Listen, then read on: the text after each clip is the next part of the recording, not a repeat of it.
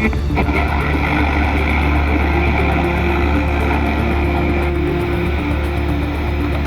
know, there's like a 99, 98% chance that this is what I will die from.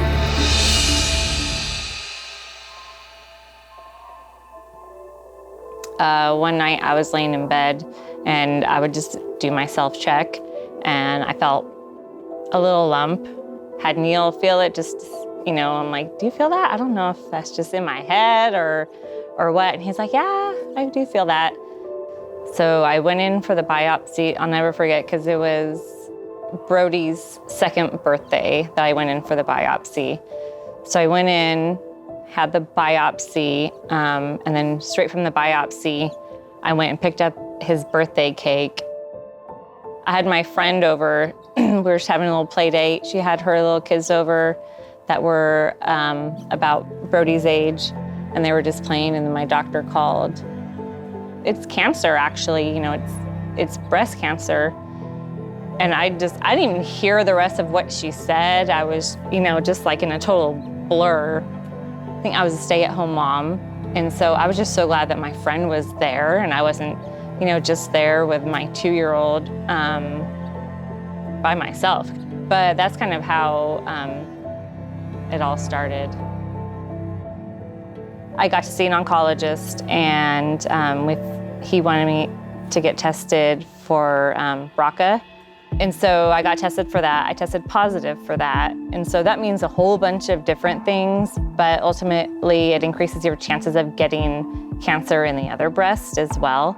So that kind of really affects your decision on if you're gonna do a mastectomy, if you're gonna do a double mastectomy or a single. And so I had gone to a surgeon, and he felt the lump and said, we can just remove just that lump. And then we figured out that he wasn't able to do the surgery at the hospital that my insurance would send me to. And so he sent me to a different surgeon. And then when I went to see this other surgeon, he actually was a lot more thorough, and he said, you know, I feel the lump that you're talking about, but I actually feel like 2 more lumps that are a lot bigger than that one, which was crazy to me. You know, like I just felt like that right there was God, you know, just kind of taking care of me and making sure that I went to this other surgeon versus just going with that first surgeon. And, you know, I still would have had cancer in my body if I just did that lumpectomy. After those appointments, and we decided that I would do the double mastectomy. I didn't do immediate reconstruction because they wanted me to start chemo right away, which I was okay with. You know, emotionally that's hard. As a female, you know, obviously not having breasts for a whole year, but ultimately, you know, you're trying to survive. And so just getting through your treatments and making sure you know, the cancer's out of your body, like that's the most important thing. And so my best friend and my hairdresser at the time came over. My hairdresser was like all the way in San Diego, and she drove all the way up to Chino to, you know, shave all of our heads. So we shaved our heads, and just remember seeing myself in the mirror, and you like realize you have no hair, you have no breasts, and you're just, man, you don't even recognize yourself. And you're like, thinking like I really do look like a cancer patient, and I don't even know who I am anymore. After I finished the chemo, I had to go through radiation, which wasn't too bad. I think a lot of it's, you know, being younger, you know, you're able to handle stuff a lot better. I did the radiation, and then about a year after I had had my first surgery, then I went through all the reconstruction stuff, and then I was good for a long time after that. So like about 5 years almost. I was cancer-free, so I was in remission. And typically they say, you know, if you make it through 5 years of being cancer-free, then you're typically like, you're like safe, you know, and especially if you have a mastectomy, but you know, the chances of your cancer coming back are so slim. So after I was in remission and I was like, man, I gotta get back into the gym, and I started going to a local gym. And I loved it, and I was getting, a little bit more fit, focusing on, my health. At the gym, they were starting like a building bikini competition team. And one of the ladies that was starting it, who's a great friend of mine now, she's a cancer survivor as well. And so I started training to compete, and anyone that has competed, like, it's a huge mental game, just trying to stick to your workouts, stick to your diet especially. And I would definitely have moments where I'm like, why am I doing this? But she was always the one to remind me, you've been through cancer, you can get through anything. You can totally do this, what is getting on stage compared to having cancer, So she really helped keep it in perspective for me. And ever since then, her and I have gotten really close. But so I had done, I want to say maybe 2 competitions at the time when everything kind of started to happen again. I had gotten MRIs, and I had a little bump on my breast implant, and the MRI didn't pick anything up. So the next time we did another MRI, but I could see that that bump had grown, and my oncologist wasn't worried about it since the MRI didn't pick it up. But the next time I had another MRI, and still nothing, and so we said, let's do a PET scan just to be on the safe side. And the PET scan showed that it looked like cancer on the PET scan. I was kind of upset that we hadn't done that earlier. So at that point, I started looking around for other oncologists, and I think I was taking my son to the dentist, and I ran into someone that I knew who works in healthcare, and she had also had breast cancer in the past. And she asked me how I was, and I kind of told her what was going on, and she said, you should try getting into City of Hope. I'll give you the name of cancer surgeon, she's amazing. And so at that point, I started looking around. Luckily, I got into City of Hope really fast, and it was even during the holidays. So to be able to get into City of Hope even during the holidays quick, that was huge. And so I felt like God just had that all planned out for a reason. They were looking at my PET scan results, and they said, yeah, we see that. And then they said something about my sternum as well. And I'm like, what do you mean? What about my sternum? And they said, well, there's a spot on your sternum. Your oncologist didn't mention that to you when he was going over the results. I'm like, no. I say, yeah, we're gonna have to biopsy both because it looks like they both might be cancerous, but we'll do biopsies of both, and we'll find out. Okay, if it spreads to your bones, to your sternum, then that means it has metastasized, and that's stage 4, which is never good. So, so we did the biopsies, and they were just amazing at City of Hope. I mean, if you're in the Southern California area and you're looking for, a good cancer hospital, oncologists, I highly recommend the hospital. It's been night and day. So they had us come back for the results, to give us the results in person. Neil was with me, and they said, yeah, I'm sorry, but they're both cancerous. So the one on your breast implant, even though I had a double mastectomy, it still came back and had also metastasized. And I was never told, what the chances were of it coming back and spreading. So the fact that it had done that was a real shocker to me. So there's a 30% chance that even after you're diagnosed with early stage breast cancer, that it'll come back and be stage 4 metastatic, which I didn't know at the time. Because my cancer was hormone positive, we wanted to do a hysterectomy. right away. So we did that.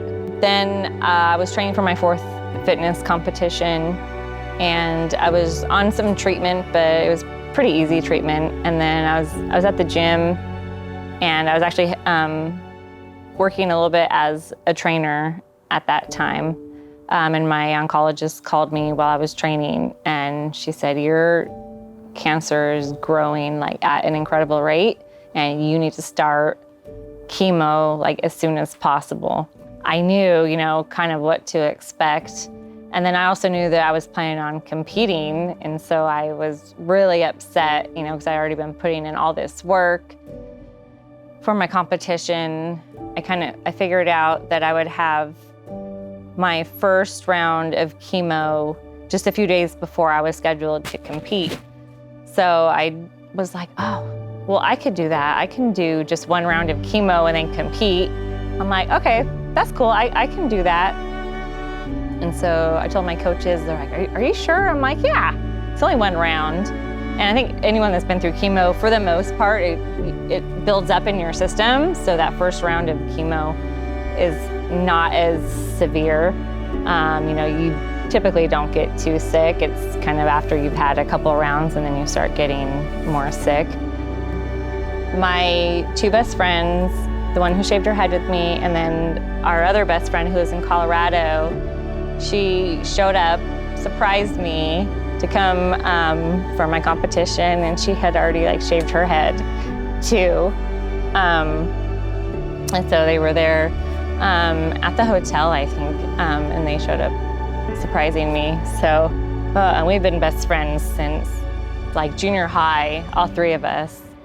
My parents were there at the competition, and that was the first competition they had ever gone to. I'm sure it's weird going to a bikini competition for your daughter.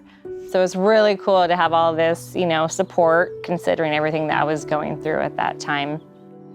So the competition was amazing. I think I entered 3 categories. I ended up getting first place in 2 categories, and in one of them, which was for my age category, I got first overall for that category, which you get a big old sword, and it was just really amazing. I was crying my eyes out, just all the emotions just kind of flowing, It was so much more than just about that competition for me, and a lot of it, was just about all of my family, friends, and my coaches and my team, and just all of my support system that I had there with me, to support me and be there in that moment was just huge. And it was just a really, really beautiful moment. So I had to have my implants removed again. So again, it was kind of like having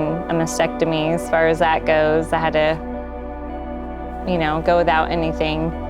And then he also removed the sternum, and that was a hard surgery. I mean, that was the most painful surgery that I've ever had.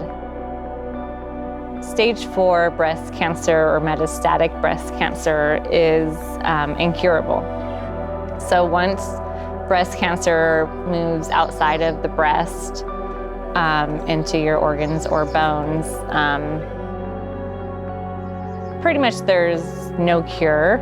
And I think that's one thing that a lot of people aren't too familiar with when it comes to breast cancer. Everyone says early detection saves lives, which, yeah, that's good and that's great and all, but then there's that 30% of us, and I'm a living example of that, where it still comes back. And so early detection did not save my life, honestly, Don't get me wrong, I have friends that, it has, and their cancer never came back.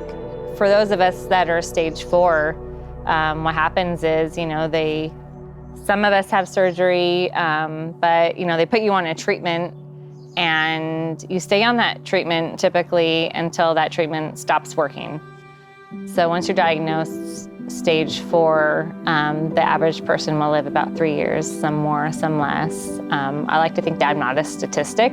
And so I've already lived about 6 years now since my stage 4 diagnosis, but I know lots of women that have lived less than 3 years.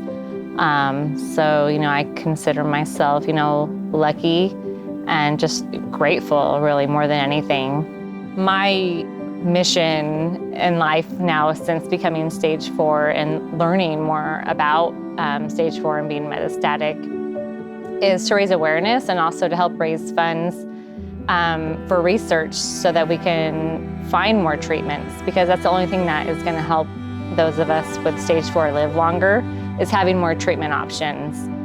And so since there's no cure, it's really important that we keep having these treatment options.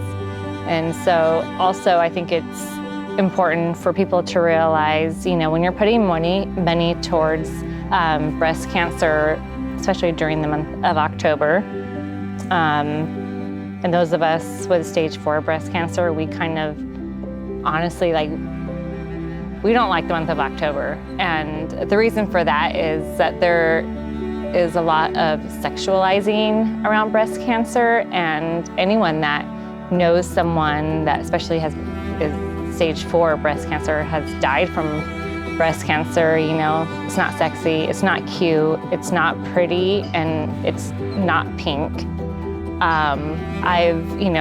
Being stage 4, I've met a lot of women that have had stage 4 and have died.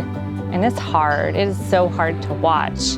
And having survivor's guilt too, why them and not me? It's a really ugly disease. And unfortunately, a lot of companies, they use the month of October and the color pink and the pink ribbon to kind of just make money off of our disease. And so I just encourage everyone, if you are going to give money, if you're going to buy something pink, if you're going to buy something with a pink ribbon, just do your research first and know where your money is going. And that really goes for any, nonprofit organization that you're donating to, right?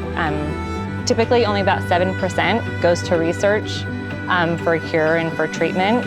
And so that's just, really sad and terrible for those of us that are dying, that such little is going towards to research to help us live longer.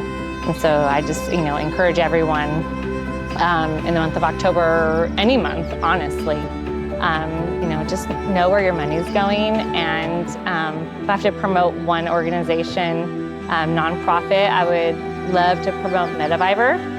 They give 100% of their funds to research for treatment for stage 4 metastatic breast cancer.